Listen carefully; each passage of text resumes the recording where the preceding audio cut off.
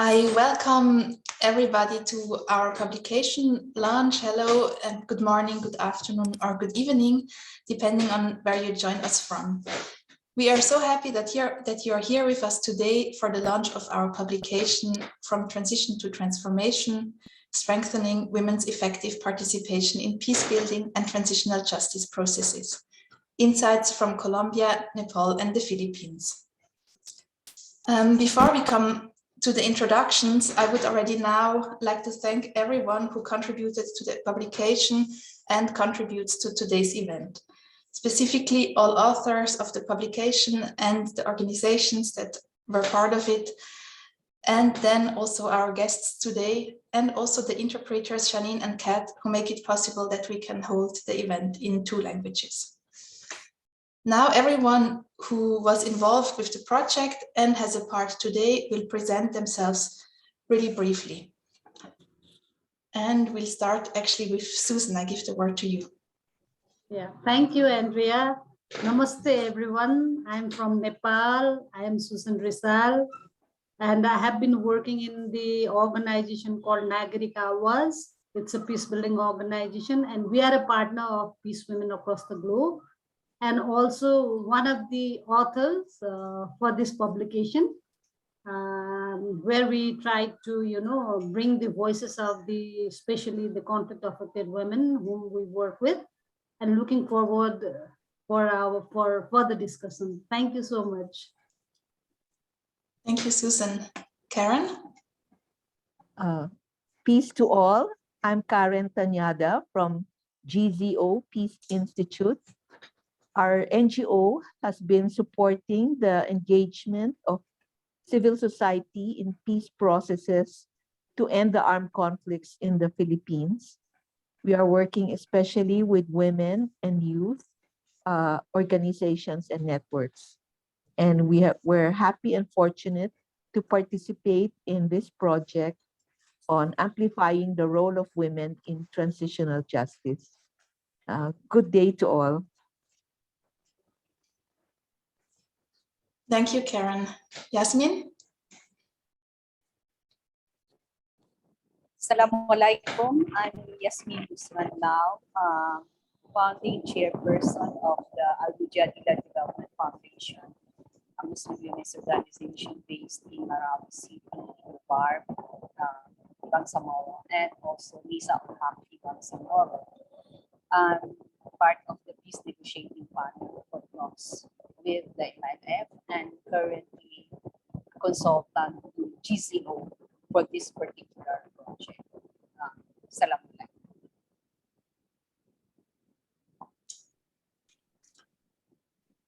Thank you, Yasmin. Bueno, buenos días para todos. Gracias por este espacio. Yo soy Salomé Gómez Corrales. Pues vengo participando del movimiento social de mujeres en Colombia ya hace casi 2 décadas. Soy del departamento del Cauca en Colombia y desde 2018 hago parte de la Comisión del Esclarecimiento de la Verdad, la Convivencia y la No Repetición. Estoy coordinando el grupo de trabajo de género, un grupo pues creado por la incidencia del movimiento de mujeres y LGBTI en Colombia. Mil gracias, he hecho pues participación de este proceso en varios territorios aquí en Colombia con el acompañamiento de ustedes. Gracias. Thank you, Salome. And I think now, Socorro, your microphone works, I can see.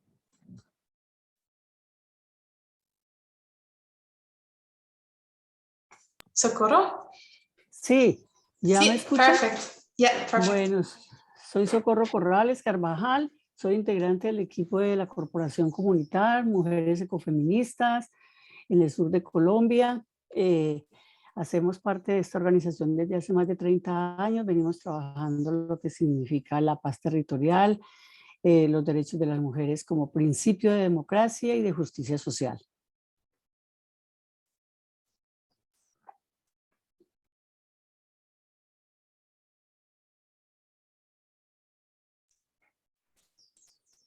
Thank you, Socorro. Tekla?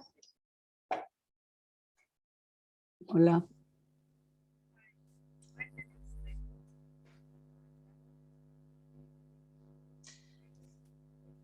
Tekla, I don't hear you. Do other people hear you? No? No.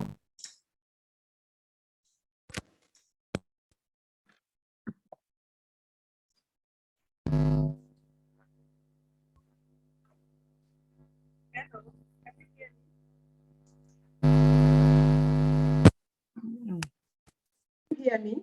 Yeah, perfect. Okay, maybe it's this microphone that is not working. Maybe. Yeah, my name is Tekla Namachanja Wanjala. I'm calling you from Nairobi, Kenya. I'm a former commissioner with the Truth, Justice and Reconciliation Commission, a vice chair and acting chair. And now I support social healing among communities that were affected by armed conflict through an organization called SCODE. Pleasure to meet you all.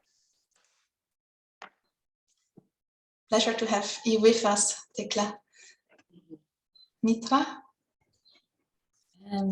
Yes, I'm very happy to be here today with all of you. My name is Mitra Akbari. I'm project coordinator at PeaceWomen Across the Globe and responsible for the cooperation with our partners in Colombia, Nepal, and the Philippines. And in this frame also I facilitated the exchange process which culminated in the publication we are going to present here today together with my colleague Andrea Filippi, and I'm happy to continue the process of exchange and learning.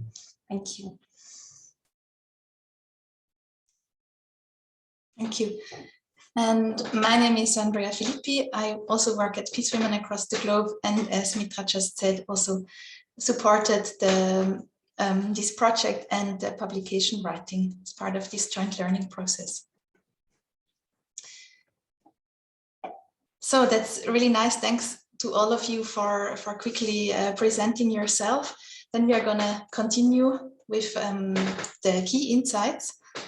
Mitra, could you share the presentation, please?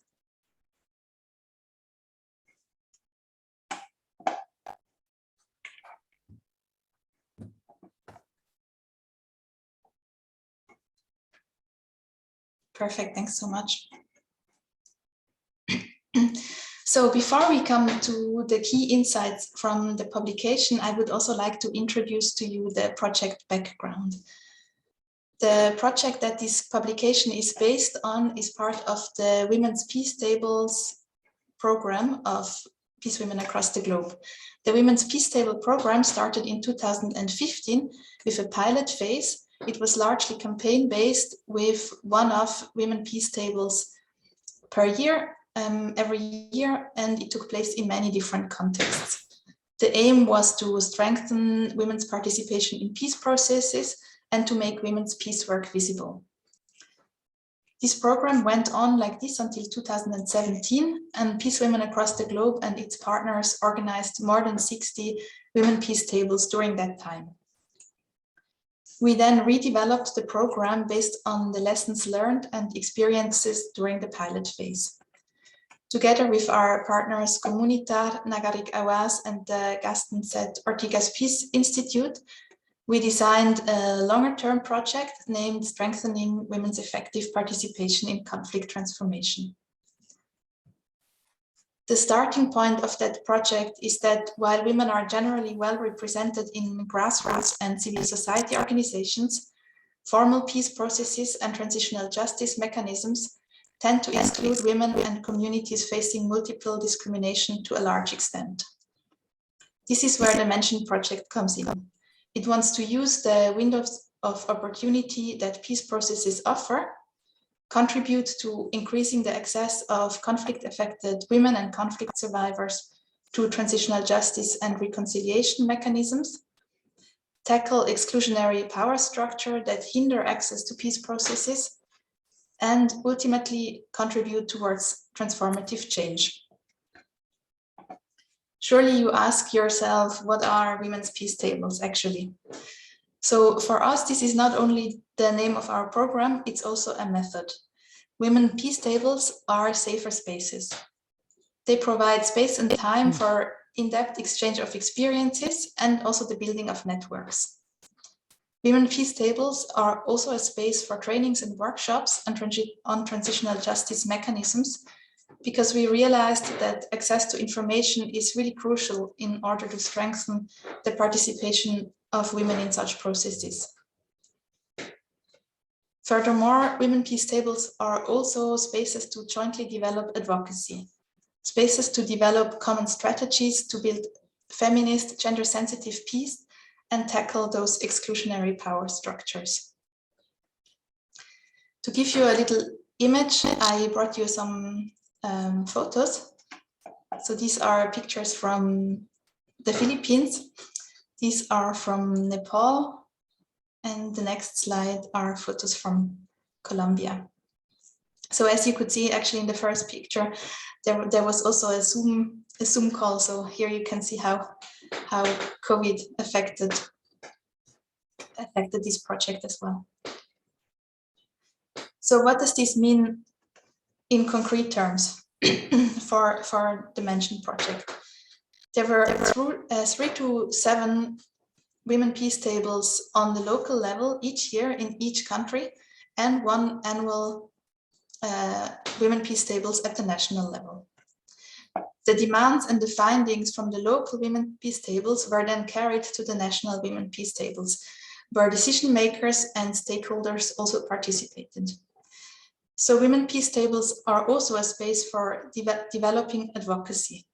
An aim is also always to sensitize decision makers to the necessity of incorporating gender justice into policy making.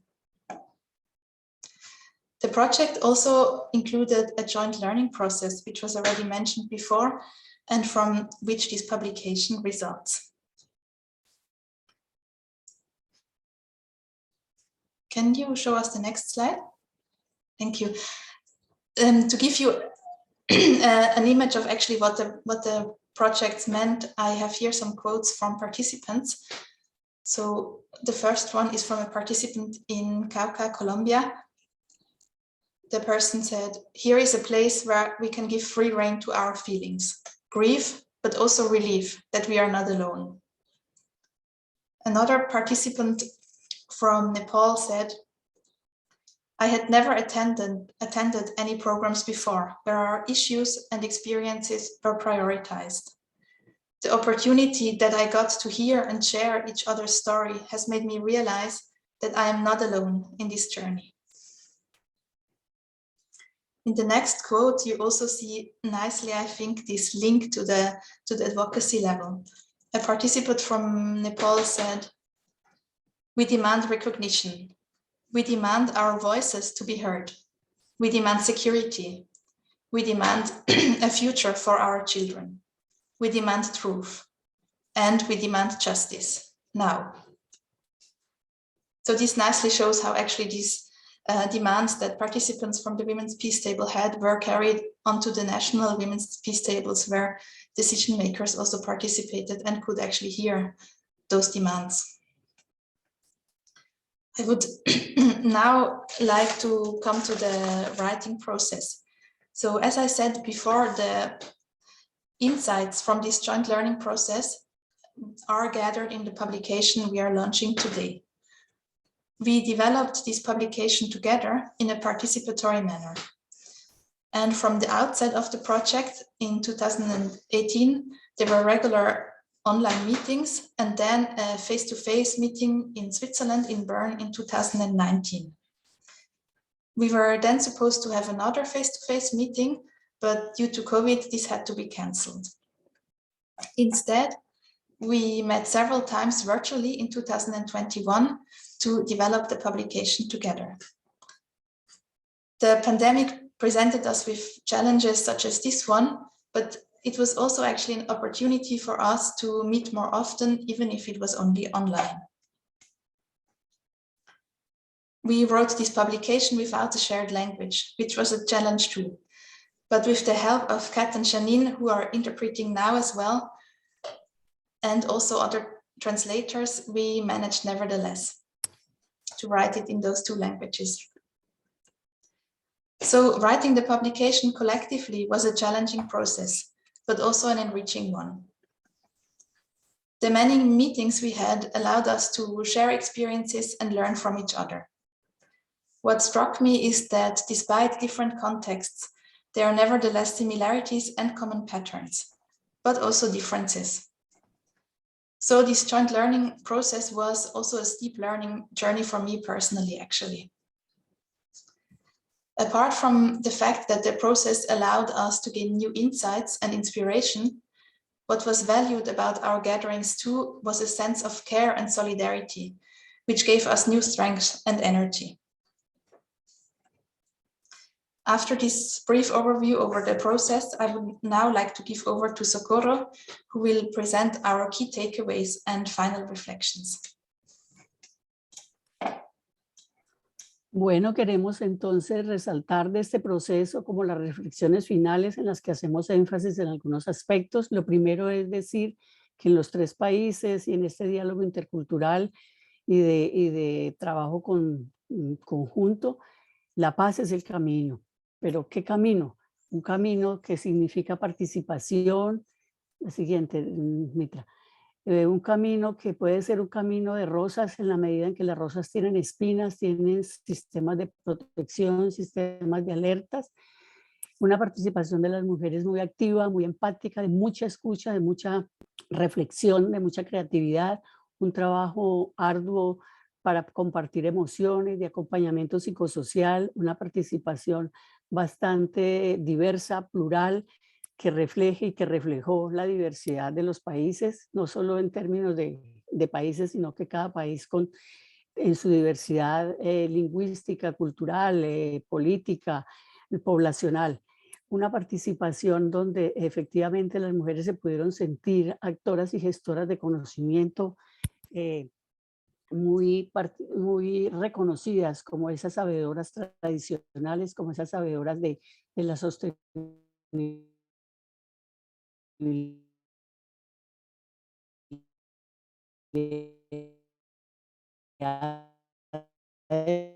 vida, trabajo permanente en sus comunidades, en sus hogares, muchas alianzas, muchas presentaciones, mucho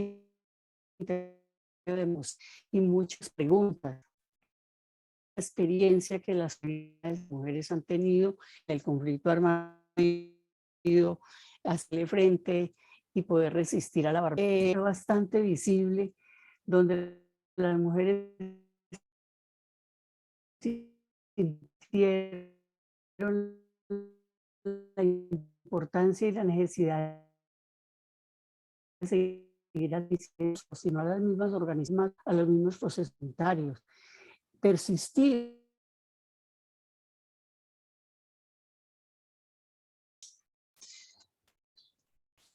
Apparently the audio quality of Socorro is not great. Let me check if she's actually still here. Socorro? Una maybe, paz. Maybe you can try without the video, because apparently the connection was a bit bad. We couldn't hear really well. Maybe it works now. I'm not sure if you're frozen. No.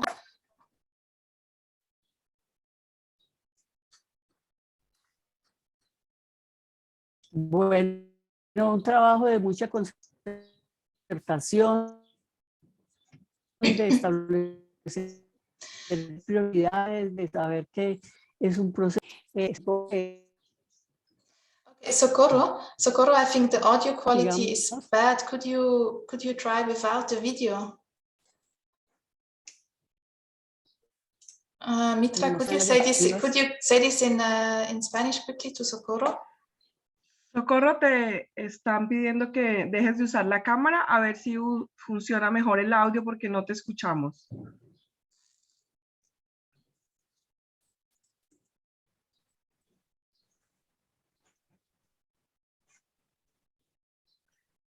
Si puedes retomar la exposición solo con el audio. Ya.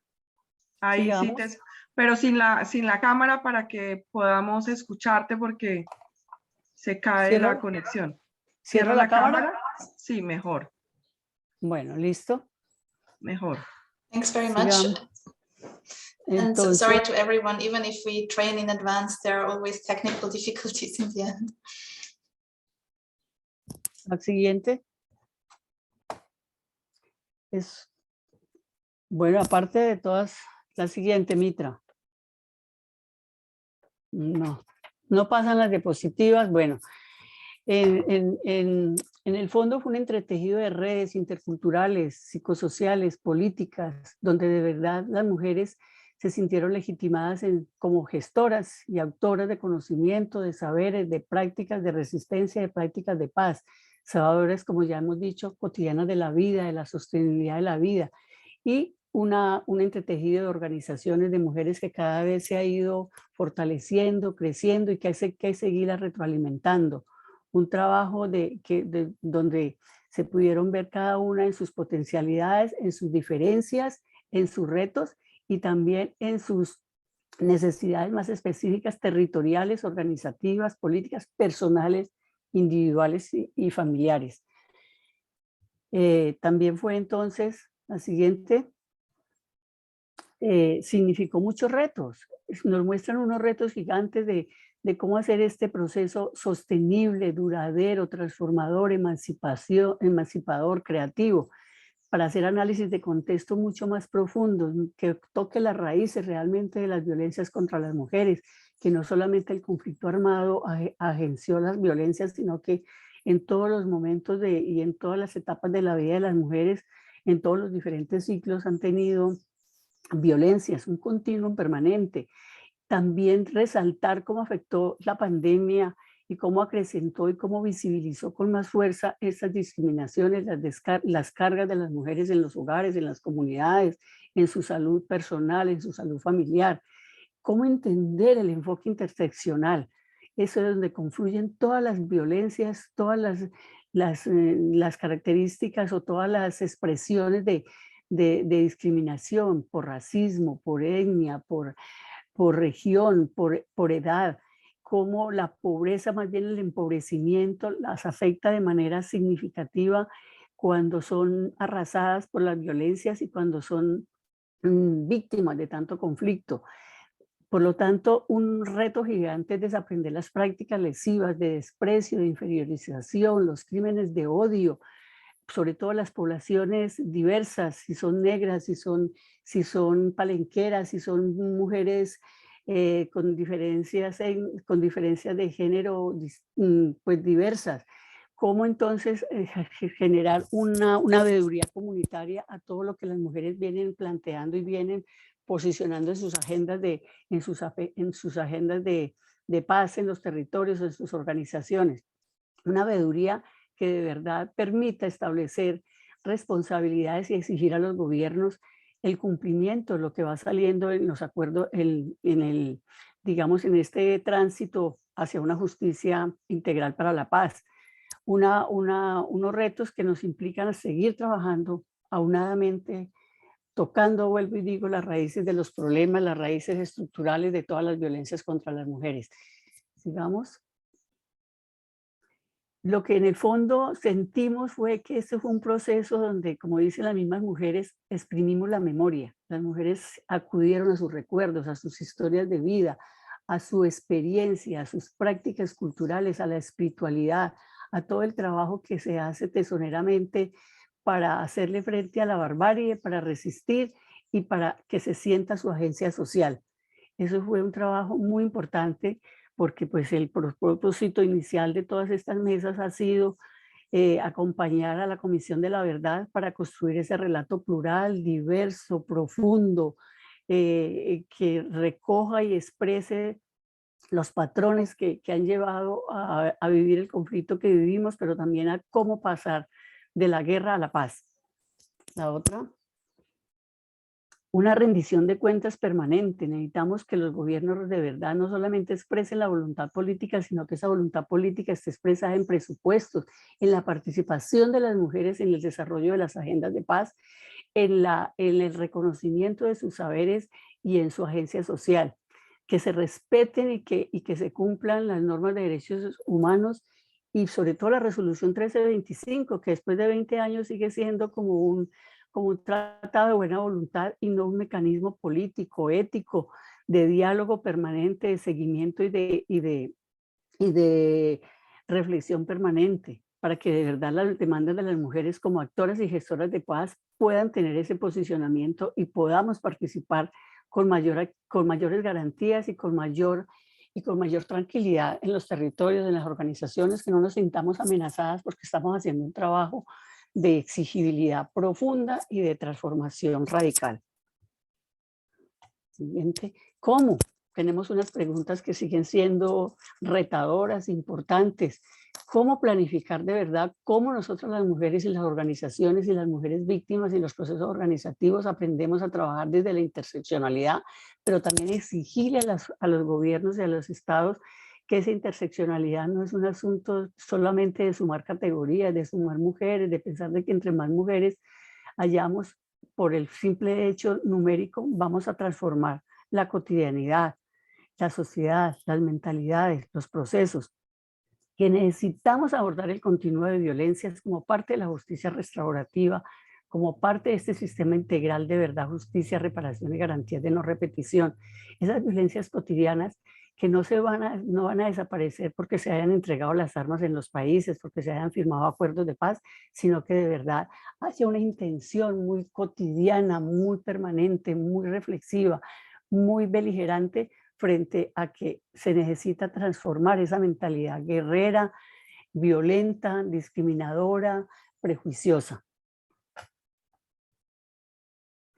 Ha significado, digamos, en el fondo una movilización no solamente de colectivos, de grupos, de expresiones diversas, de poblaciones LGTBI, de palenqueras, de mujeres afro, de mujeres indígenas, de mujeres jóvenes, urbanas, rurales, sino una movilización de pensamiento, una movilización de conocimiento, de prácticas, de saberes, de iniciativas, de creatividad, para hacerle que frente al abuso de poder no podemos seguir resistiendo y consistiendo en la complicidad social ni la impunidad de los estados con el cumplimiento de todos estos pactos y acuerdos internacionales que se han firmado para reconocer que las mujeres hemos sido actoras y gestoras de conocimiento y hemos sido las más afectadas por todos los conflictos armados.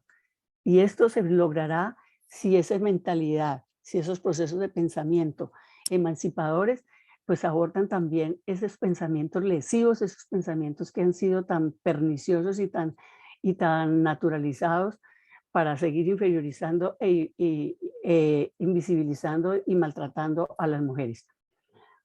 Este trabajo ha sido una apuesta de paz feminista, no porque seamos únicas y exclusivamente mujeres, sino porque la paz feminista es un proceso contrahegemónico, un proceso de mucha reflexión, de mucho aprendizaje. No solo basta, volvemos a decir, la paridad de género, sino una mirada crítica, una mirada transformadora, una mirada radical a lo que somos como sociedad. Hacer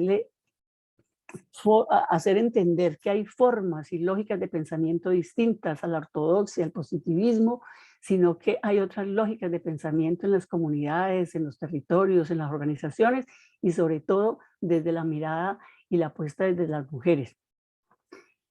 Eso significa, volvemos también a insistir en erradicar prácticas sexistas, homofóbicas, consumistas, clasistas, que en el fondo lo que hacen es un extractivismo emocional, cognitivo, un extractivismo no solamente de los recursos naturales y una expropiación de los saberes, sino una homogenización de una sociedad que es tan plural y tan diversa como son todas las sociedades del mundo y como lo hemos venido expresando aquí en este proceso, que han sido un encuentro de diálogos interculturales, intergeneracionales, de diferentes historias.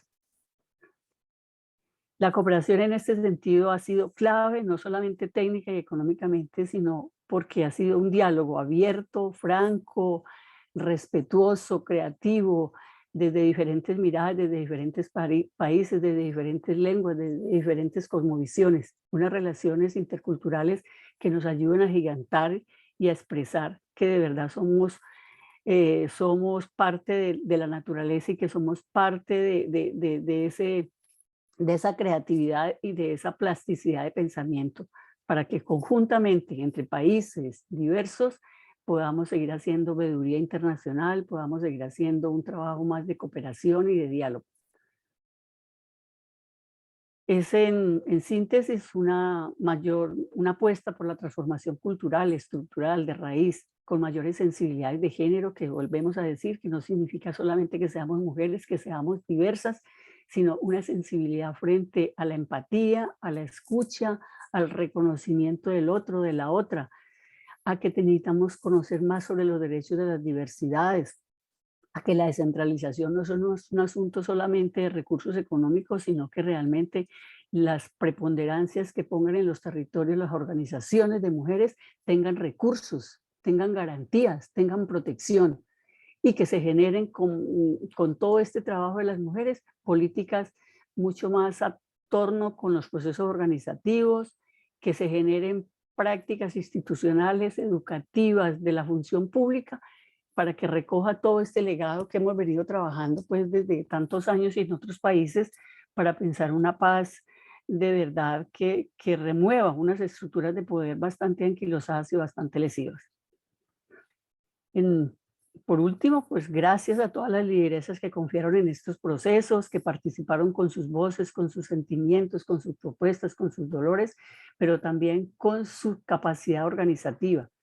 A la Comisión de la Verdad, que confió en Mujeres de Paz en el Mundo, en Comunitar, en los 3 países, y sobre todo al trabajo del grupo de género, con sus metodologías, con sus grupos de investigación, con sus escuchas en los territorios, con toda la, digamos, la diversidad de metodologías y de apuestas que hicieron para que conjuntamente pudiéramos llevar estas mesas de paz, y a Mujeres de Paz en el Mundo, que ha permitido este diálogo y esta permanente interacción. Gracias.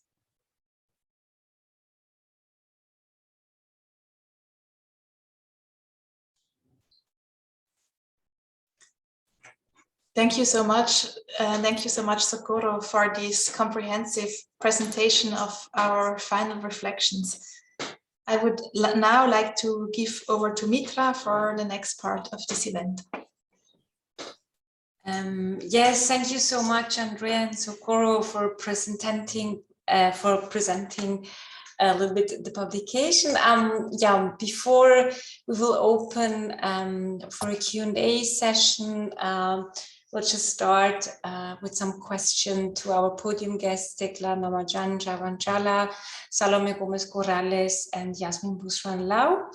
And I'm very happy that you're here today with us and sharing your experiences. I think what we already heard when you presented yourself, that all of you have a background in the women's movement. At the same time, all of you had important posts also in formal peace processes. And this was also one of the questions in our learning process or in the publication, how we can better bring these processes together. So it's really great that you're here today. I would like to start with some question for Tekla Namajan-Javanjala. Tekla, as you already introduced yourself, you have been acting chair of the Kenyan Truth, Justice and Reconciliation Commission installed during the Kenyan peace process from 2008 until 2013. And I would also like to mention that, Tekla, you're one of the 1,000 women nominated for the Nobel Peace Prize in 2005, where our network, our organizations give birth, let's say it like that. Tekla, the Kenyan context was not part of the publication. So we would be interested in, let's say, in your outside view from a different conflict context. When reading the report, could you detect similarities or common patterns also valid for the Kenyan context? Maybe you could highlight some of them for us.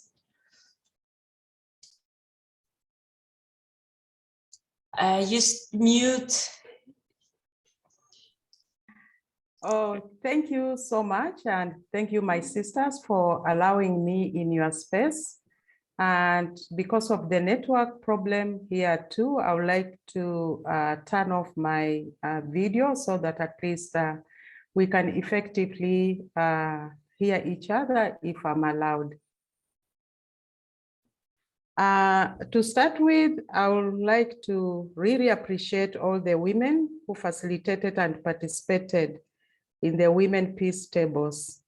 Indeed, this enabled women to harness their voices and amplify them for them to be noticed. Through the Women Peace Table meetings, women have been able to claim their space, from what I read, to influence high-level policies and to contribute to the decisions made that affect gender issues and conflict transformation.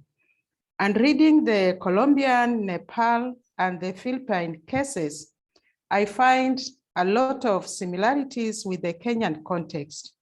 And due to time limitation, I would focus on these similarities in relation to the truth-seeking process, which was the mechanism that was chosen of dealing with the past.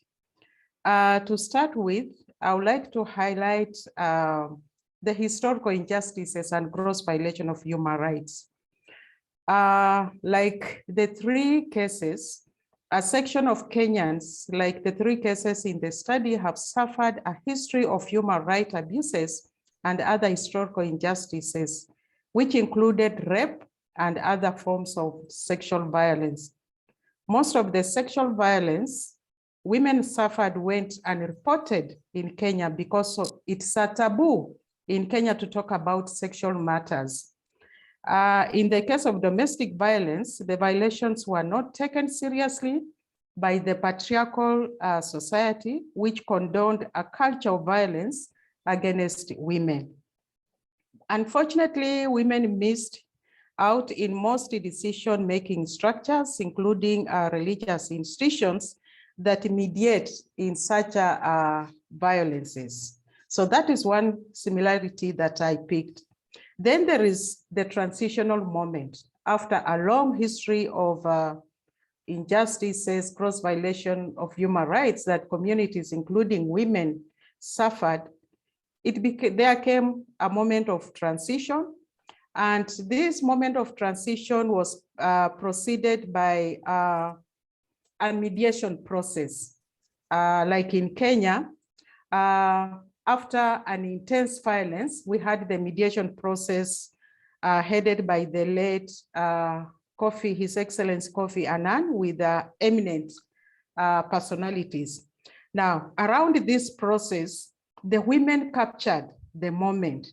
This is where, like in the other cases, women captured the moment. The negotiations, although were between parties in the conflict, that is women politicians, whose negotiation was as hardcore as the men's negotiations. However, women participated in the mediation process through an eminent African woman who was part of the late Kofi Annan mediation team. And this is Her Excellency, Madam Gracia Machel, the First Lady of South Africa. So through her, we pushed the issues of gender-based violence on the negotiating table.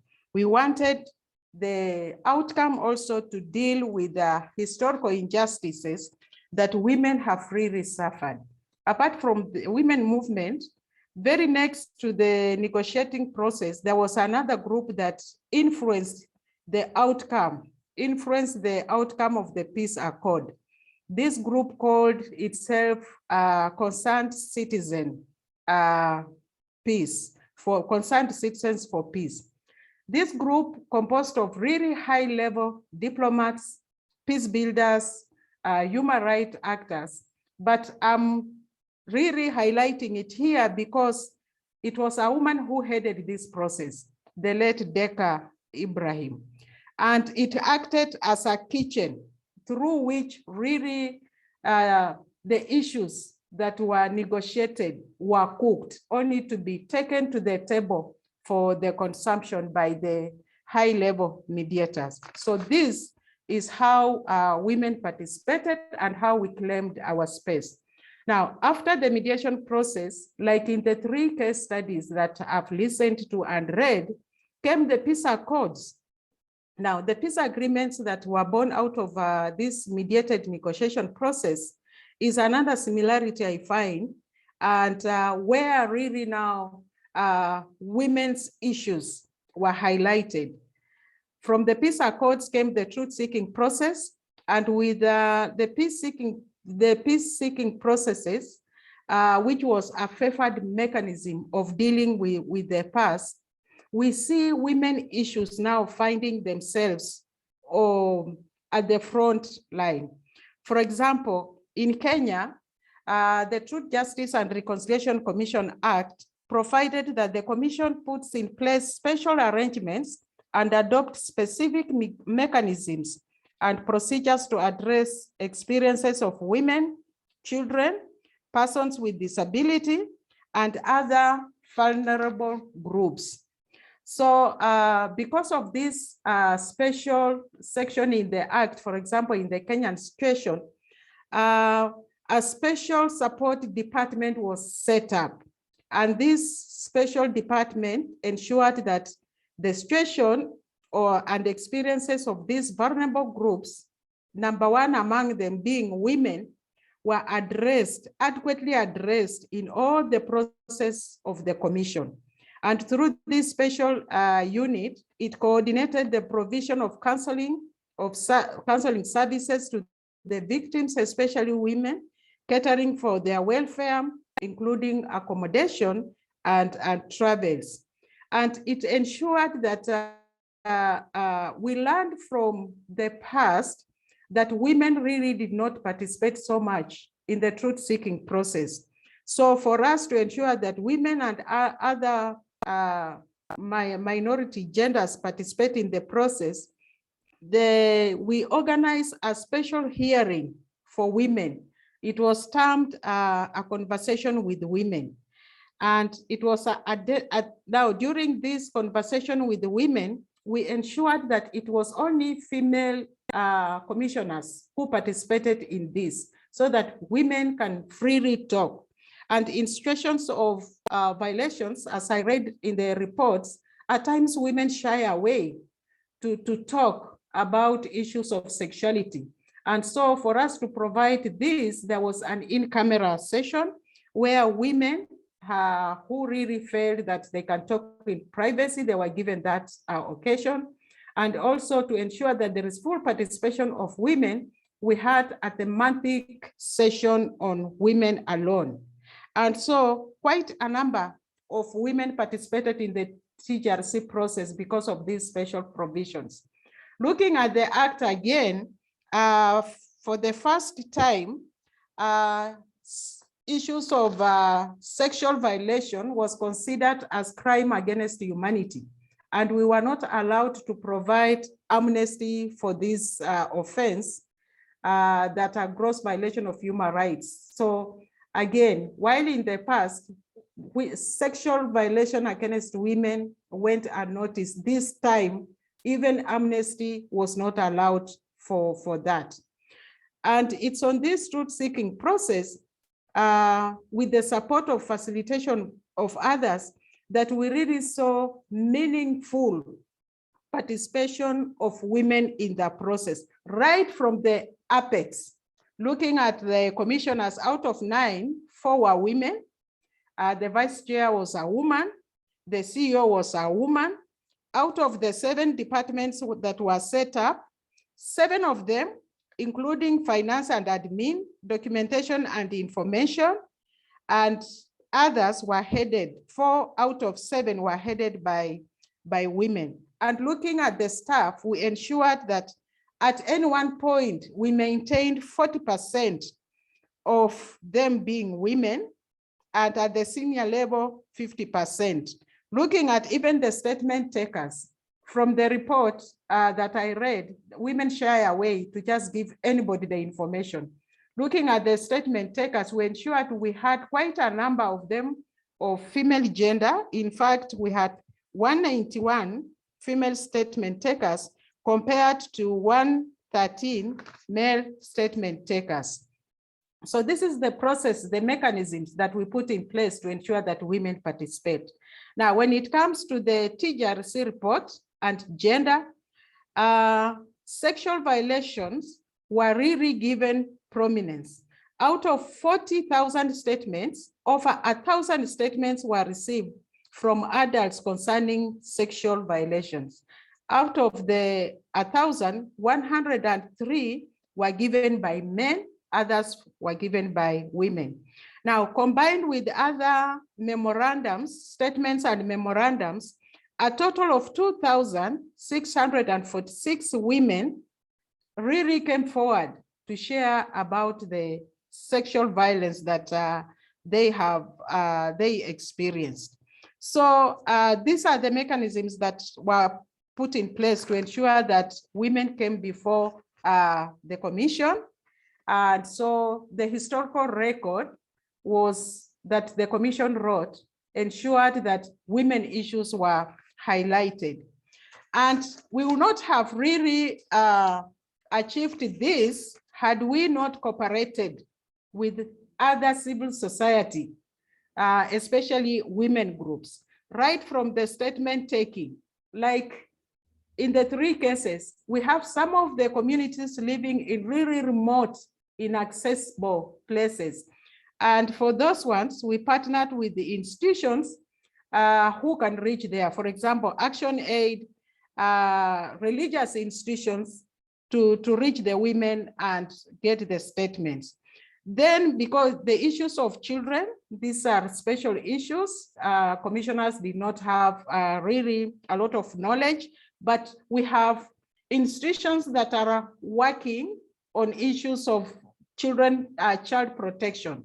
We partnered with them to ensure that we get the right statement to capture the violations that children suffered. People living with disability, we also had groups to support us. And the UN, where we were limited with finances, UN Women supported some of the institutions to engage in civic education, just to ensure that women participate in the process, gender issues, highlighting gender issues, even defining what is gender. In Kenya, when we talk about gender, like what was highlighted in your report, it's just men and women. These others fall through. So it's through such institutions like UN Women that they came forward to support us to embrace these other genders and get to understand them. Then we have Nairobi Women Hospital that's really focused on supporting gender-based violence, that journeyed with the process throughout to ensure that they support psychosocial support to the people. And then of course we have the peace building networks that supported that. So we did really a good job. We came up with a good report, but unfortunately, my sisters, the report is stuck in Parliament up to now. A question was raised, how was the report received? I usually look at the picture when we were handing over the report to the president, and I feel like it was a mourning and grieving session.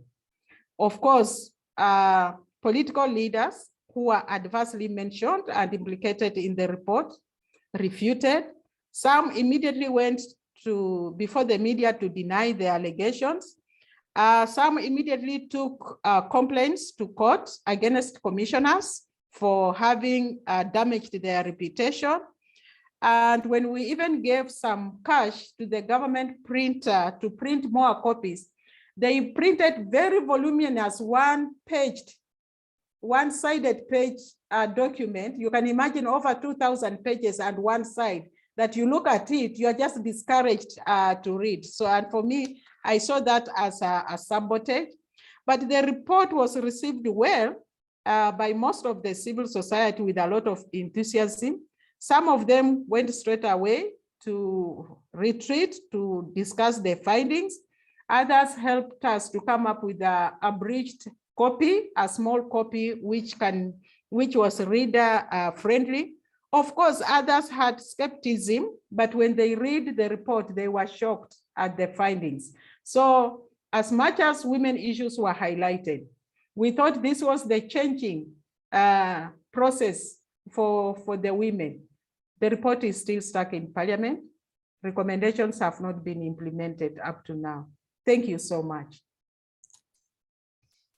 Thank you very much, dear Tekla, for sharing with us your experiences. And I think this also shows that a peace process does not stop with a peace process or a report from a truth commission. And so I would like to do the switch to the Colombian Truth Commission. And I'm happy that Salome is with us to share the experiences of the Colombian Truth Commission, or the Commission for the Clarification, Truth, Coexistence and Non-Repetition.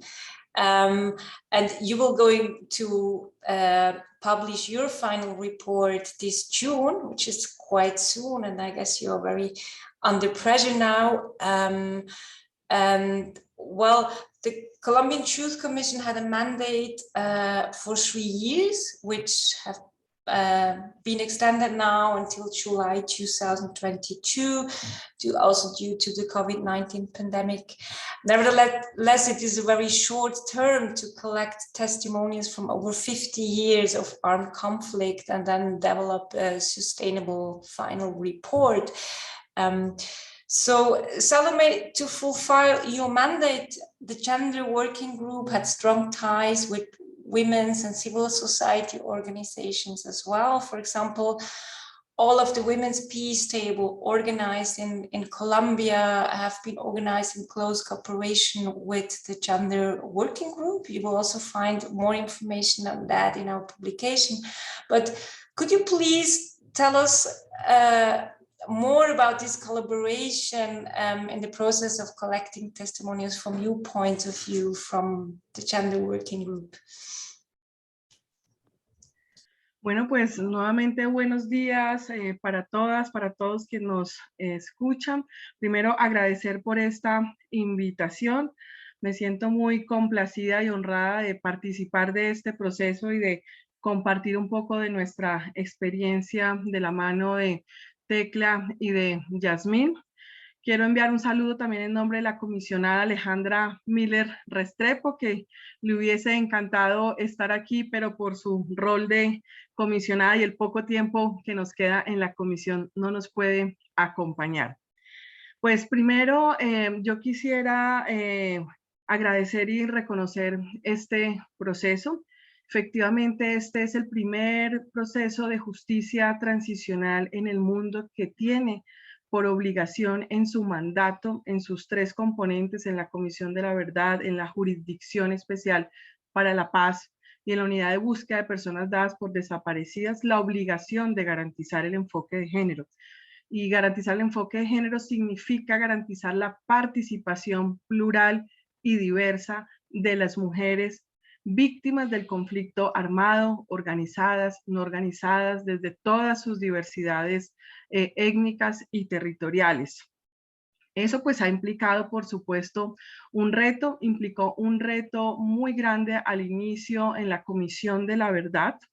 El primer reto fue crear el grupo de trabajo de género para poder hacer este ejercicio de participación de mujeres, para incentivar la participación de las mujeres.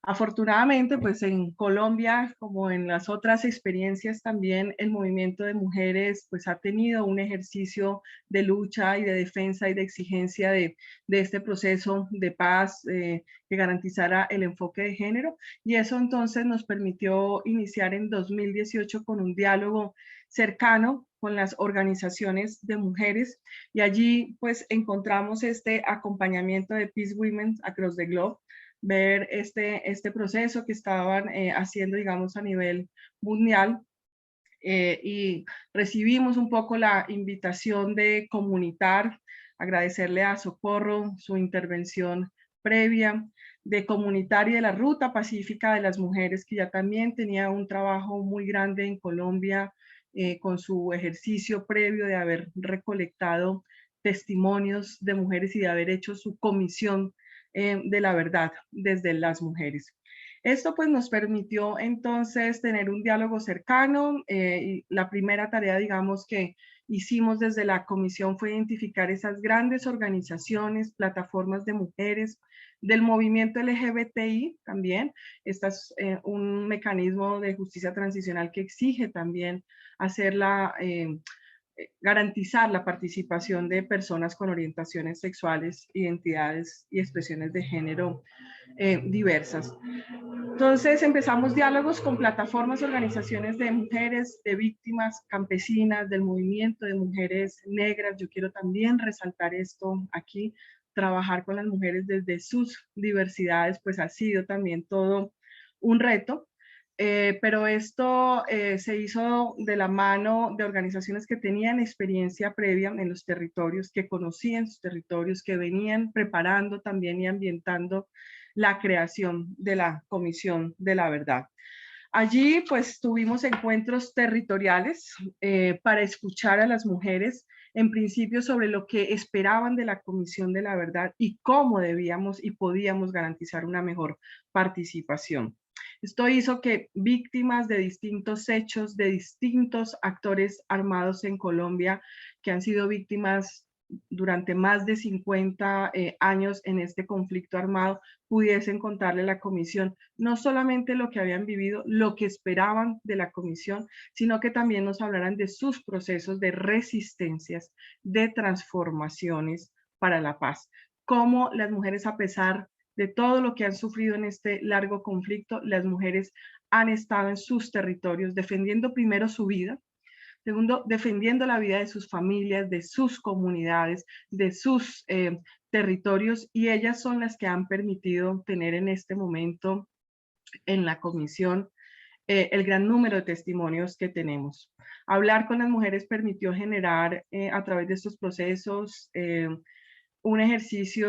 un ejercicio de confianza, que las mujeres se pudieran escuchar entre ellas y que las mujeres nos pudieran contar en confianza aquellas particularidades que vivieron, aquellos hechos y esas violaciones de derechos humanos que vivieron en el marco del conflicto, pero no solo en el marco del conflicto armado. También esto es importante. Desde el grupo de género y escuchando las organizaciones nos dimos cuenta que era necesario, era muy importante también hablar de aquellas violencias que han vivido las mujeres por fuera del conflicto armado en Colombia, y que en el conflicto lo que han pasado es que se han profundizado o se han exacerbado. Entonces nos dijeron que era muy necesario hablar de esas violencias que vivían en sus contextos familiares o comunitarios, y que además eran hechos de violencia que se seguían repitiendo, y que en esa medida también era muy importante hablar y dar recomendaciones de no repetición. Entonces, este ejercicio nos ha permitido estar desde el 2018 en nuestra etapa de alistamiento metodológico, escuchando a las mujeres sobre lo que necesitaban y esperaban de la Comisión de la Verdad. Nos permitió llegar a territorios donde si no hubiésemos tenido este relacionamiento con las organizaciones, quizás no hubiésemos llegado a escuchar a esas mujeres, y permitió un trabajo también en red con otras organizaciones, ¿no? Que muchas organizaciones de mujeres y de víctimas quizás en el país no se conocían, se dieran cuenta de los procesos. Permitió un ejercicio, voy a decir, de ampliación también de la democracia, ¿sí? Esto es un ejercicio, digamos, la lucha y la búsqueda de la paz es un ejercicio también de ampliación de la democracia. Y yo diría que también permitió dar cuenta, por ejemplo, de cosas, un poco de verdades silenciadas. Esas verdades silenciadas como el continuum de violencias del que estoy hablando, pero también, por ejemplo, de cómo el Estado en Colombia ha tenido un lugar de desprotección sobre los derechos de las mujeres, que ha permitido que entonces los actores armados, ¿cierto?, pudiesen llegar a los territorios, las mujeres fuesen revictimizadas y no hubiese, digamos, una sociedad y un Estado que garantizara, que no hubiese un Estado realmente que garantizara los derechos de las mujeres.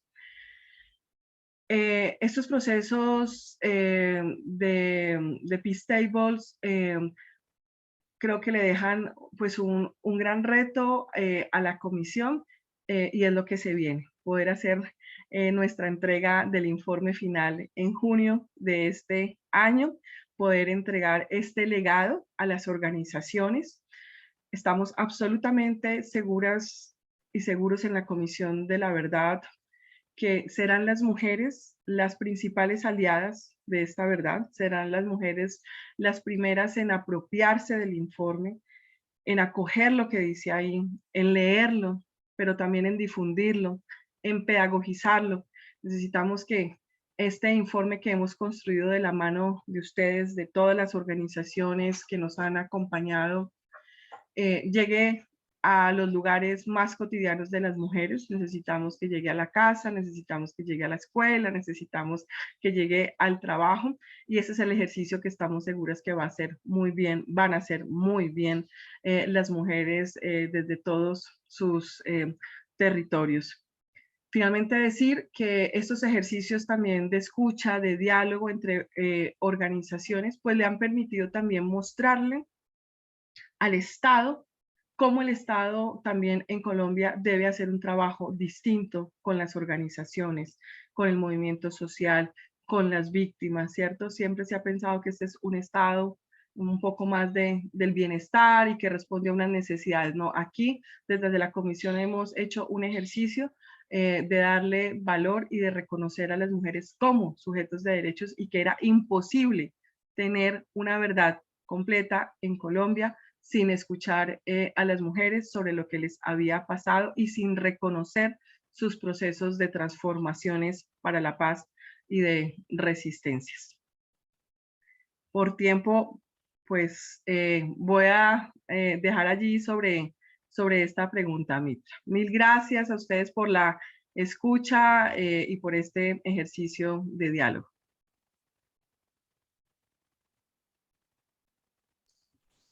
Thank you so much, dear Salome. And yeah, we could go much more in depth, but as time is running, yeah, we will turn to Yasmin Bushran Lau.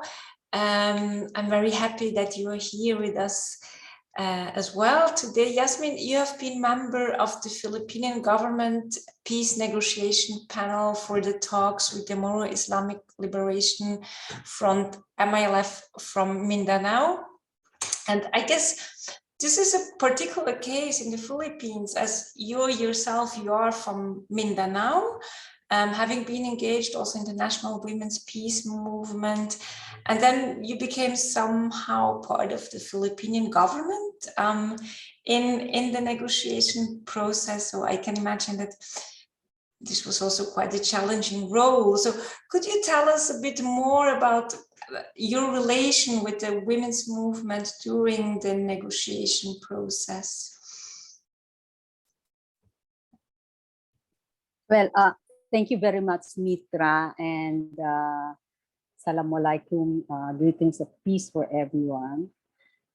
Yes, yeah, on that note, on being a Moro myself and negotiating on the other side is also another story, which we can maybe discuss some other time. But because of the limitation of time, I would like to focus my response on your question on the our relation to the women's peace movement. Well, I guess for those who have been following the Philippine peace process would notice that women played very prominent role in the negotiating panel in the peace process itself. First with the presidential advisor on the peace process to the president is a woman, no? Secretary Teresita Quintos Deles. And then the chair of the peace negotiating panel, Professor Miriam Coronel Ferrer, who after the signing of the agreement became the first woman in the world to have signed a major peace agreement, and with myself as a member of her panel.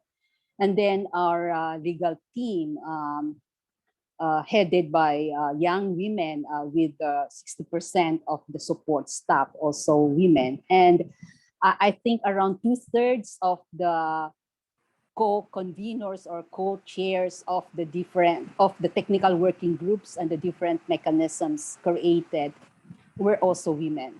So you can see how prominent the role of the women are. And also on the MLF side, there were also 2 women in their technical panel. And most of these women come from the women's movement themselves before crossing to the crossing over to government. And they have, each of them have their own, her story of being in the front line of actively engaging and supporting the peace negotiations, both with the Moro, Bangsamoro front, and the other front, which is the National Democratic Front. And they've started engaging this peace process since the establishment of the democratic government after the martial law of Ferdinand Marcos. So as such, we can say that we had a very close collaboration between the negotiating panels and the women's organizations and networks. Knowing them, having come part of them, we ensure that they are with us every step of the way. By regularly consulting with them, we would talk with them before we proceed to Kuala Lumpur, where we had our negotiation, and after we return. So there's this very constant, we've been very transparent with them. And as I've said, we ensure that they're with us every step of the way. And so their inputs were brought. We brought their inputs in the negotiating table. And as such, their inputs, important inputs, some of them were included in the peace agreement, such as the provision on the right of the women to for meaningful political participation, the gender and development budget, among other provisions. I would like also to say that whenever we encounter challenges in the talks that sometimes would seem that we have reached a difficult stage, the women organizations were always there to push, encourage, and inspire us to continue and motivate us to continue. They opened avenues for dialogues. They held rallies, and they did important lobbying so that we would have the peace agreement signed, and then this agreement, most importantly, be translated into law. So that's how we as members of the panel were closely collaborating with the women's organization. Thank you, Mitra.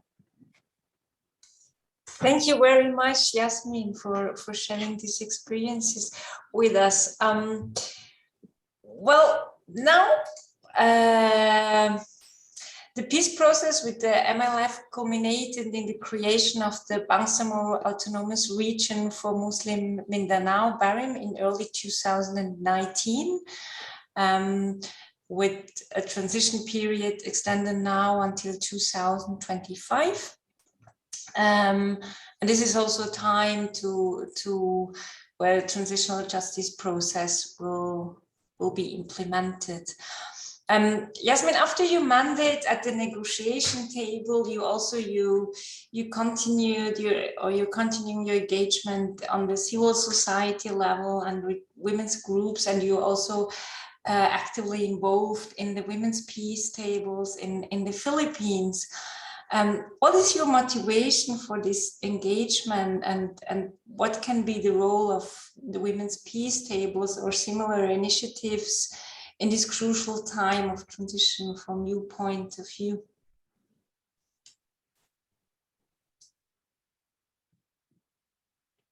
Well, of course, I want to ensure that the peace agreement does not end in vain. You know, we've already had the agreement, and as you've mentioned, there's already the law, and the Bangsamoro Transition Authority is already in place. The Bangsamoro political entity is already in place.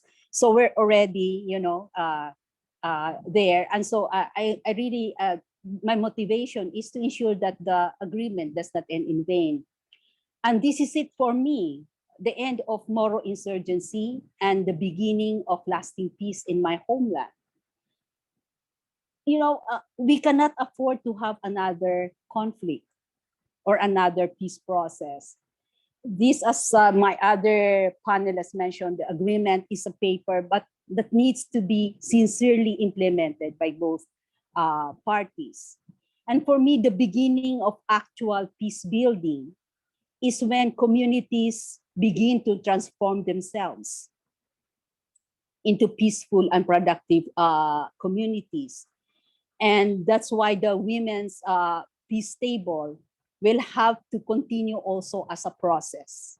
They were there pre-agreement, and they have to be there post-agreement until such that we reach the desired state where we are both confident that we and our families and communities can continue to live in peace.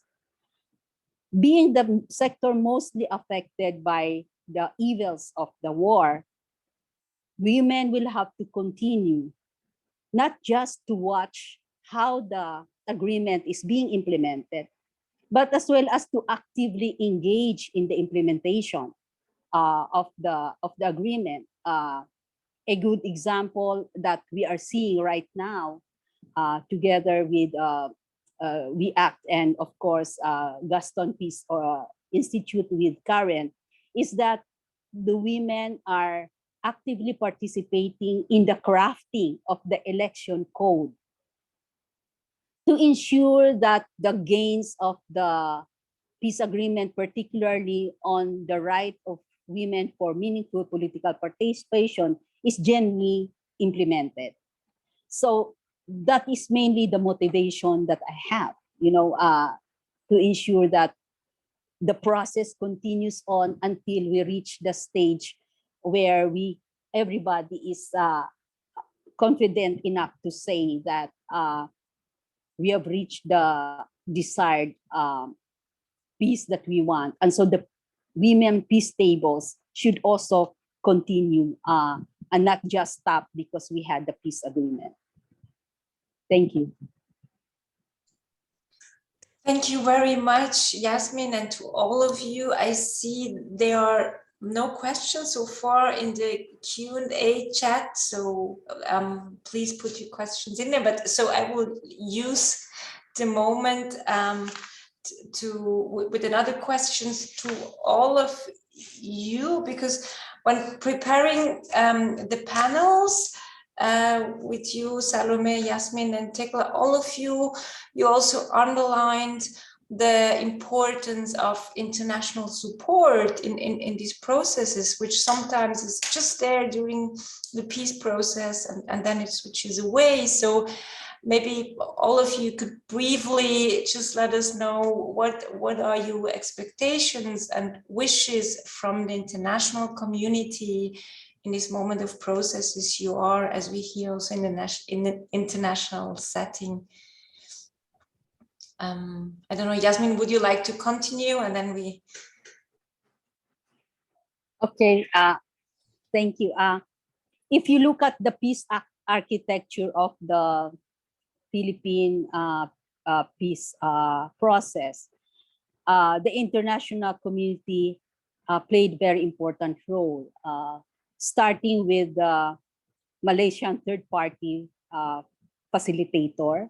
We also have the International Contact Group, composing of NGOs, non-government organizations, as well as states, part of the contact group. Then we also have the ceasefire mechanisms, which has also an international component to ensure that the ceasefire holds and stays while we're talking. I think one of the main problem with some of the peace process is that while the negotiators are talking in the formal table, shooting continues on the ground. So it's quite difficult to negotiate while the shooting goes on. So the mechanism for ceasefire also had an international component, and also the rehabilitation and rebuilding of the camps, decommissioning of the combatants. So the international community were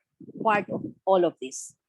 held our hand, and joined us with this journey. And I would like to urge the international community to continue this journey with us until we reach in the agreement. We talk about the exit agreement, wherein it says all the provisions in the agreement and what's provided for in the law has been met.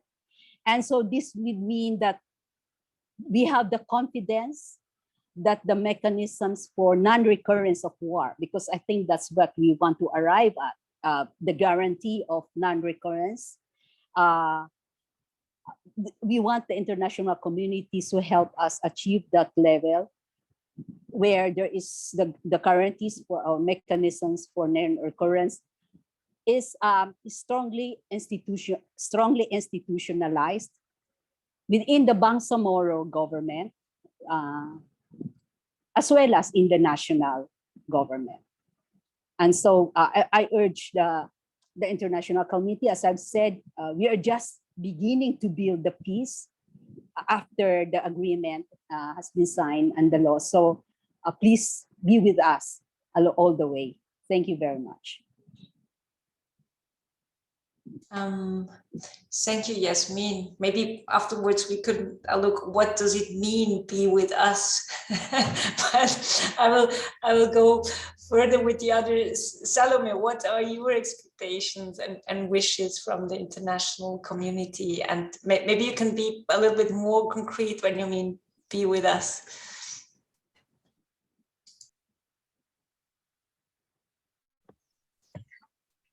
Gracias, Mitra. Bueno, pues primero decir que sin el acompañamiento de la comunidad internacional y de la cooperación no hubiésemos podido hacer en Colombia este ejercicio que hemos hecho en la Comisión de la Verdad.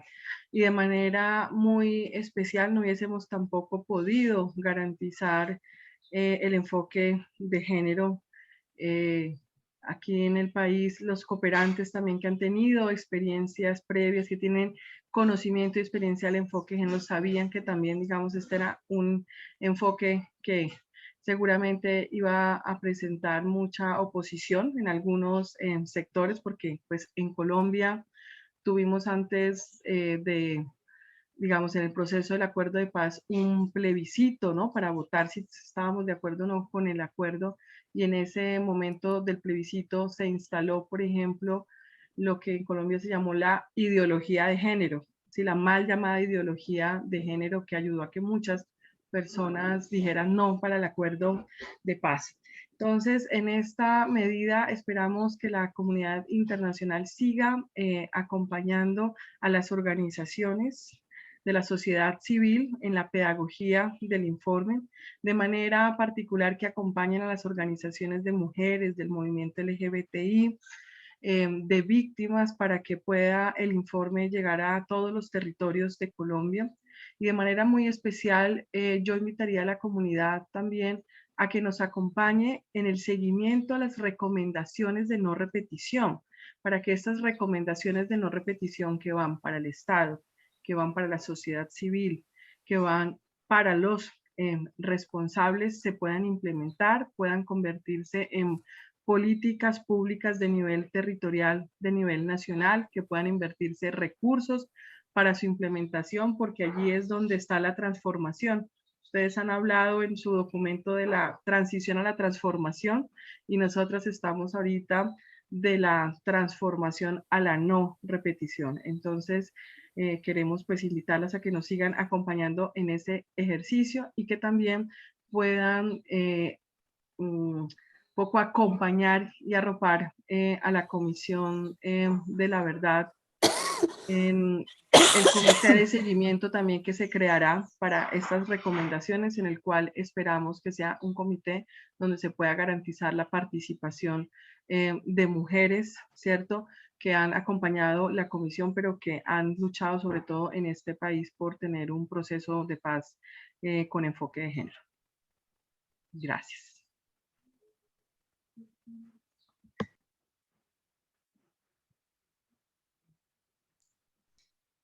Thank you so much, dear Salome.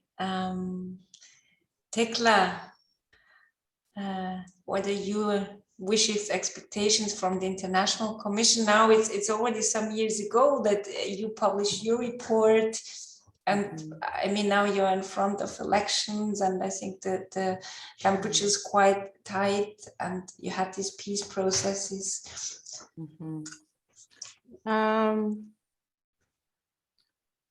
I think the international community was involved during the mediation process that gave birth to the peace accord, that gave birth to the Truth and Reconciliation Commission. Initially, we had Kofi Annan office that monitored the process during the setting up of the peace, the Truth, Justice and Reconciliation Commission. And they were offering that oversight, that monitoring. I think the mistake they did was to drop it after we completed the work. They thought the work is finished. I don't think it's not. I was impressed when I was at the Kroc Institute last year in November, and I met Josephina, and Josephina shared how they are journeying with this, the Colombian Truth Commission. That was very encouraging. I think they should continue with them even after completing the work to ensure the implementation of the recommendations of the truth-seeking process. In Kenya, the mistake the act did was to mandate the parliament to sanction, that it was parliament to sanction the implementation of the report. Yet most of parliamentarians, most of top leaders were implicated in the report. And some of the recommendations, we came up with lustration. They are not supposed to hold any jobs. They are holding top position jobs. Another one was further investigation leading to prosecution. They are in parliament. How do you expect them even to sanction the implementation of the report? So that is one thing. If the international community will have continued to monitor, ensure that the report is implemented, it would have been better. Another chance we lost is that what truth commissions do is to put a nation into a dialogue mode. But truth commissions are a short term. Ours was 2.5. We had extension, we went for 4 years. But by the time we finished, Kenyans through the media were aware and they had that dialogue. I think where we missed out is the civil society just to focus on the Truth Commission. After that, I don't know what they expected. For me, they should have picked up some of the loose hanging fruits, like continued dialogue in the communities, like trauma healing in the communities, issues of soft justice, like restorative justice, even as they leave others, like retributive justice, to the government to deal with that. And I think I was among the people who are mourning, because having taken over the commission when it had challenges, I was sort of the face of the commission. And for a long time, I continued mourning, having raised the expectation of victims, survivors, witnesses who came through the commission, and nothing has happened. But then I went to, I was in Germany, Berlin, for a fellowship with Robert Bush Academy. And I did a quick research on why government spend a lot of money setting up truth commissions and they don't end up implementing the recommendations. And what I learned, it was not just for Kenyans. I think no nation is ready to look itself in the mirror to see how dirty they are. And so I interviewed people from, I think, Brazil, from Canada, from South Africa, from Germany itself, and I realized, and what made our situation worse was the justice component. So when I came up, I said, well, I'm a resource. I can go to the community to support at least what I'm able as a peace builder. And I picked the issue of trauma healing, because truth commissions really re-traumatize the people, almost the whole nation. And I thought I should go back to the community to support that. But you know what? I think where the international community should come in is to support. I'm here in Nairobi because of the little cash that I had run out. And yet there is so much massive trauma, especially in the area where we picked as a case study, where we had a militia group and a military operation. You can imagine what the two operations did to the community. So I think journeying and then amplifying the voice.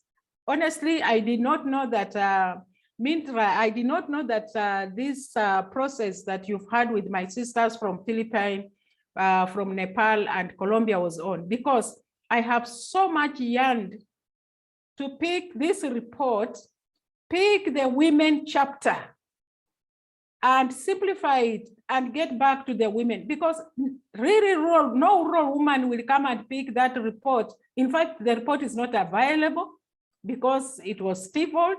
To pick some of the, like I have all the handsets, I just wanted to pick up something that is reader friendly for that rural woman, but we've lost that. So yeah, there is a lot that international community can support: continuity dialogue, supporting the civil society, continuing dialogue, trauma healing, restorative justice, and monitoring the implementation of the report. Thank you.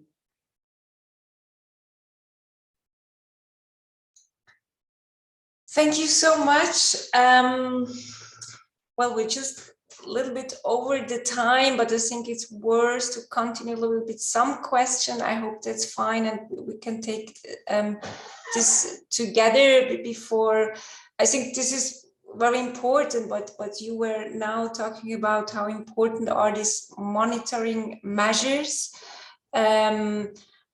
Yeah, often the transitional justice institutions, they have a very short mandate and then they are closed, and what is afterwards the process to monitor that. And I think this was already important, but what you said about that. And there were some questions also in this regard. And maybe I will just bring it in. And something was not clear. What is meant by the international guarantee? I think, Yasmin, you mentioned that. Just picking up. And then,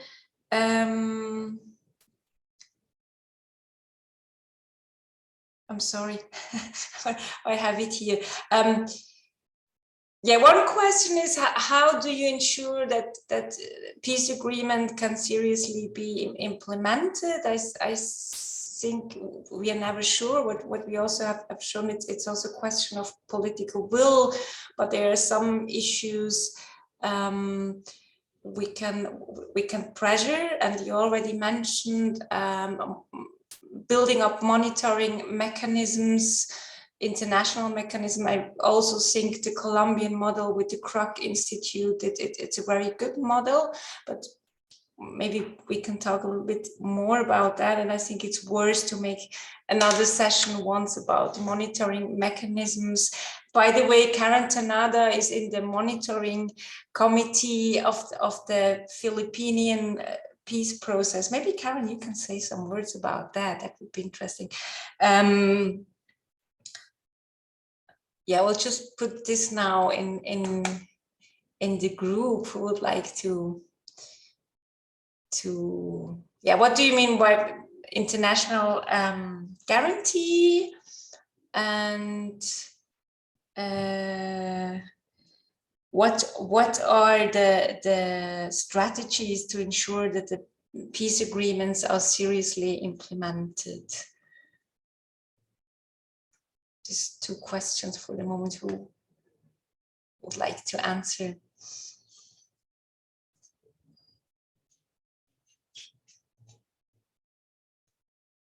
Yeah, I think what I mentioned was the guarantee of non-recurrence or non-repetition. to be as that's the reason why I said the international community should be with us all the way to ensure that the guarantee of non-recurrence or non-repetition does not happen.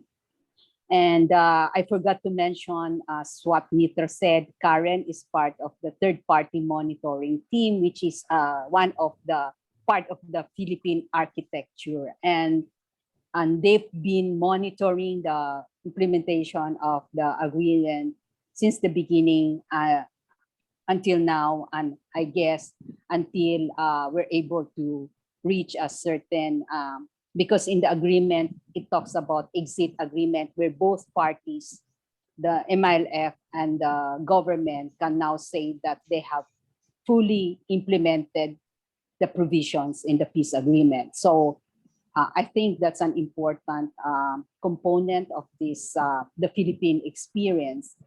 I think one of the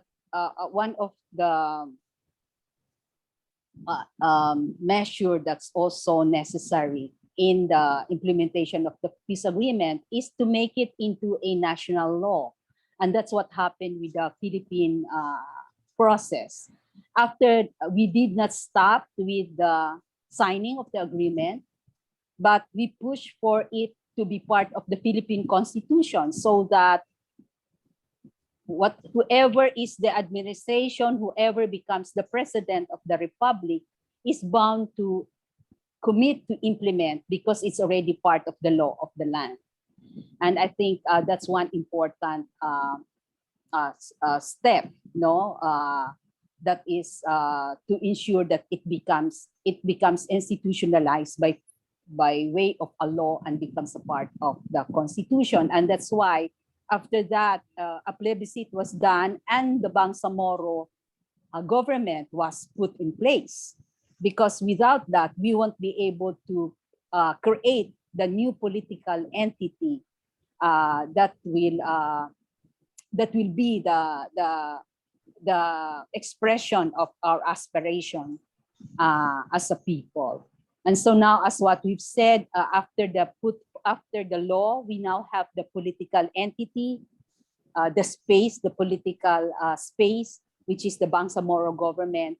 And then a Bangsamoro Transition Authority was put in place, tasked to craft the building of the institution of the Bangsamoro government.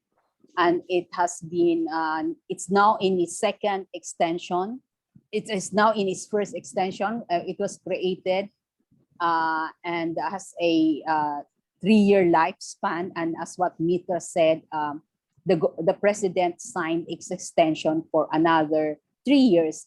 And the idea of the extension is to prepare for the democratic election in 2025, where the Bangsamoro political entity is now able to function based on what the both parties have agreed upon. And so, as I've said, this is where the international community is again will have to play an important role to help shepherd and to help the institutionalization of the peace agreement in the Bangsamoro as well as in the national government. Thank you.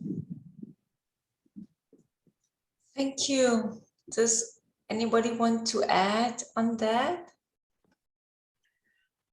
Sí, Mitra, yo quisiera agregar algo, un poco sobre, pues, como cuáles podrían ser esas estrategias, ¿no? Para que se puedan implementar las recomendaciones de no repetición. Bueno, yo creo que tenemos mucho que aprender de las otras comisiones de la verdad. Ya aquí Tecla, Yasmín nos han dado, ¿cierto?, su análisis de lo que esto significa. Quizás es el mayor reto de las comisiones de la verdad, ¿no? Que estas recomendaciones pues puedan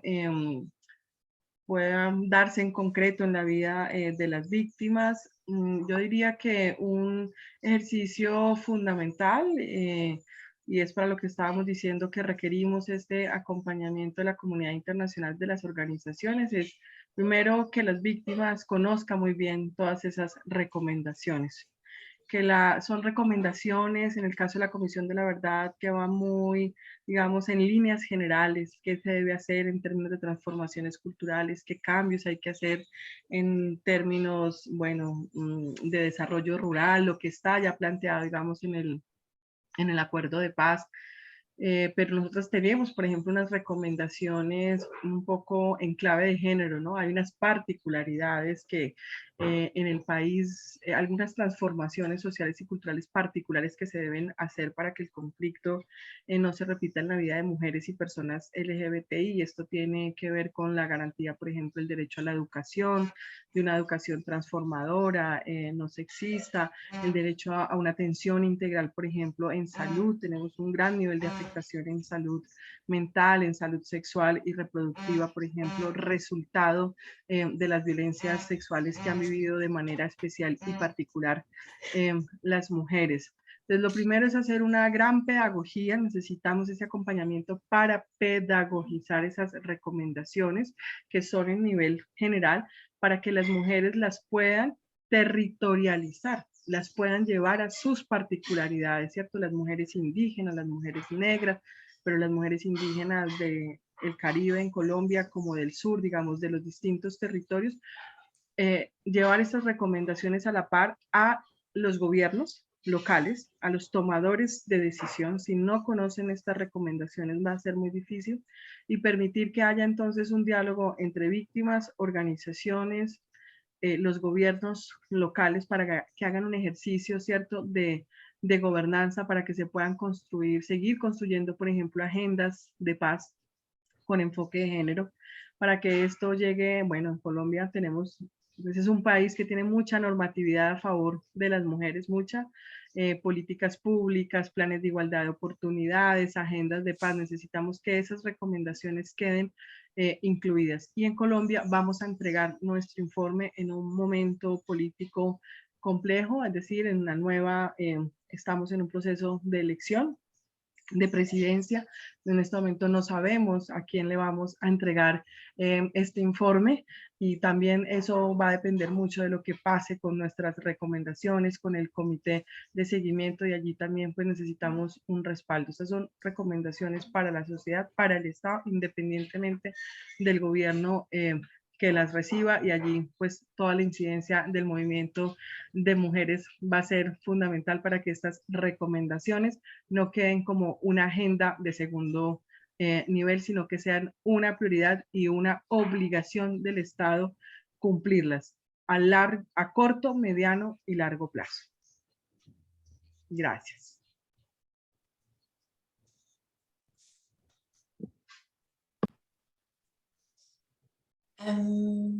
Thank you very much. As we are already overpassed a little bit our time, just Tekla, would you like to add something on that, or not an issue before?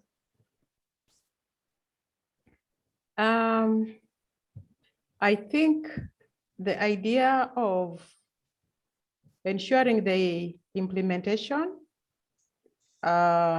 is put into the law is very key. And that is the mistake that we did in Kenya.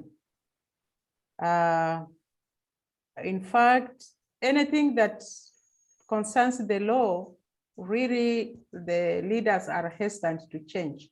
Like, they have really tried to change the act, some of the aspects of the act that created the commission, so that they can make changes on the report. But because the act is there, they have not been able to. Another way is about lobbying and advocacy. But as you had mentioned in the report, the civil society space has really been shrinking in Africa. With now Africa not just focused, of course, during the lobbying and advocacy, when we were pushing for the constitutional review to open up spaces for political competition, we had a lot of backing from the Western world, Western organizations, World Bank, IMF, USA.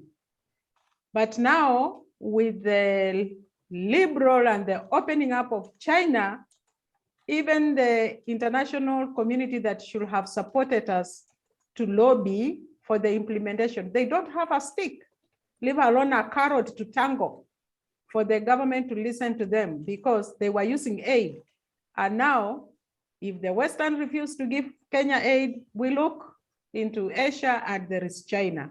So that is it's really challenging. That is the dilemma in which we are in. Thank you. Thank you, Tekla. Socorro, you wanted to add something. No, yo reitero que la cooperación es muy importante y la vamos a seguir necesitando, sobre todo para hacer mucha interlocución internacional en los foros, en la multilateralidad, en los organismos internacionales, posicionando lo que salga en el informe de la Comisión de la Verdad, poniéndolo como un material de consulta, un material de debate público, que esto sirva también para las instituciones y estas organizaciones internacionales que muchas todavía siguen ancladas en que la cooperación se restringe o se significa sobre todo cooperación académica, perdón, cooperación económica, que es muy importante, y que ese trabajo de ustedes a nivel internacional, como voceras nuestras, por decirlo así, como replicadoras de lo que significan estos procesos en los diferentes países, se pueda, que ustedes se sientan legitimadas para ser también nuestras voceras en esos espacios, para que estos informes no se vuelvan pues letra muerta o simplemente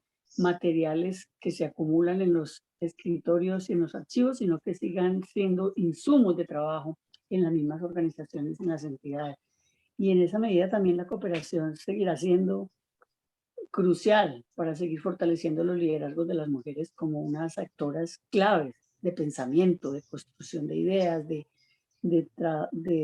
iniciativas realmente transformadoras, que no simplemente es que estemos las mujeres cada vez más, que es muy importante que estemos cada vez más en todos los espacios, pero que el conocimiento, los saberes, las lógicas de pensamiento, como lo dije antes, puedan ser difundidas con tranquilidad, con respeto y con mucha, digamos, con mucha empatía para que eso se conozca, lo que las mujeres han dicho, las demandas de las mujeres y las necesidades de las mujeres, y que los intercambios de experiencia. Yo creo que es clave entre los países estos intercambios de experiencias justamente para fortalecer los procesos de liderazgo y ese diálogo intergeneracional, intercultural que tanto necesitamos.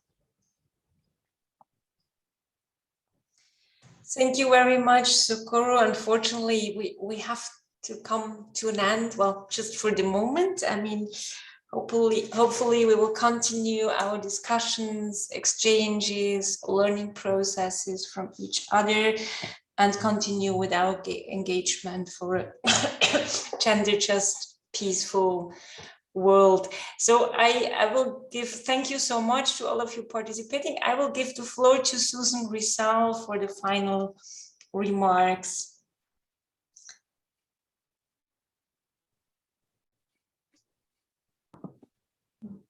Thank you so much, Mitra. I was just listening to very insightful discussion, especially expressed by Socorro, and then Salome, Yasmin, Tekla. I don't know whether Tekla, you're also a friend of Angie, I guess. Once I have also sent my PhD proposal to you, you looked at that and also gave your feedback. I don't know whether you remember that or not. But it is so it is so inspiring, you know, listening to you, all of you. Actually, thank you so much.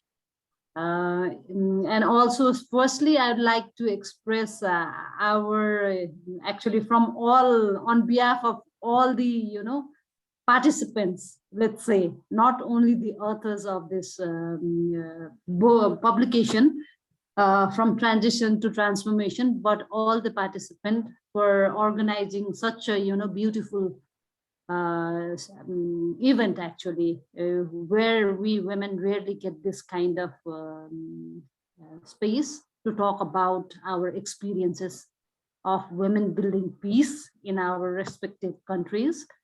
First, thank you so much for the Peace Women Across the Globe, Mitra, Andrea, and I'm also remembering Florina and also Gabby, who conceptualized this organization, Peace Women Across the Globe, which we really found, around the globe, which mostly talk about or give space for especially the peace agendas, transforming structural violence, and focusing especially onto the women and also the LGBTI community. That's what we really find in our experiences. Listening to you all, and we all have different kind of context, especially from Nepal to Philippines to Kenya to also to Colombia. And I was really reflecting that at least there are lots of women's participation in the peace process, especially into the negotiation process, especially in Philippines and also in Kenya. And also there is also the gender working group in Colombian transitional justice process. But here in Nepal, that process was missed out, while there was peace agreement was happening, there was no participation of women. But listening to Yasmin especially, it is really inspiring, and also listening to Tekla, and also observing especially the gender working group in Colombia. It is really a kind of learning moment for Nepal also. That's what I really feel.